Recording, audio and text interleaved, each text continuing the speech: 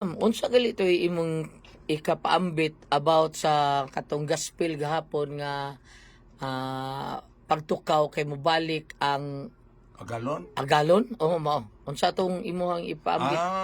Kanang katubang ingon nga kanang sa among prayer meeting lagi gabi Goliath katong ingon nga mabalik mo gyud ang Ginoo mas may kuno nga andam ta magtukaw ta be vigilant kay basi maabot siya adlaw ba hapon ba gabi ba kadlawon ba kanang man ko di ay ang ato ang pagbalik sa Ginoo kanang katong seminar na ako nga nakatambong ko ang pag-abot is Ginoo tulo din ning Advent, tulo din ni kaklase. Ang first Advent, katong natawag tong Ginoong Hesus sa pasungan.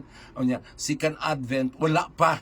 Pero ang third Advent, kay tulo nga pag-abot na, anaday kay kanang mo tambong tagamisa niya, makaapil ta sa Eucharist ka na pagpangalawat.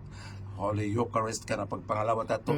Ni kuyog na to ng Jesus, ikatulo na pagbalik. Ang ikaduhang pagbalik, wala pa. Ang ikaduhang pagbalik din niya, kanang nga, moabot ang Ginoo, kana di ay mamatay ta. Kay kana din kamatayon matubang naman tas Ginoo niya dili ra ba di kuno angay ta mahadlok Goliath anang mamatay ta ato kuno kahadlukan kana pagkabanhaw kay kabanhaw nato anha naman ta magsugod kay nabuhin aman siyang way katapusan maimpyerno ka way katapusan malangit ka way katapusan mao nga dili kuno kahadlukan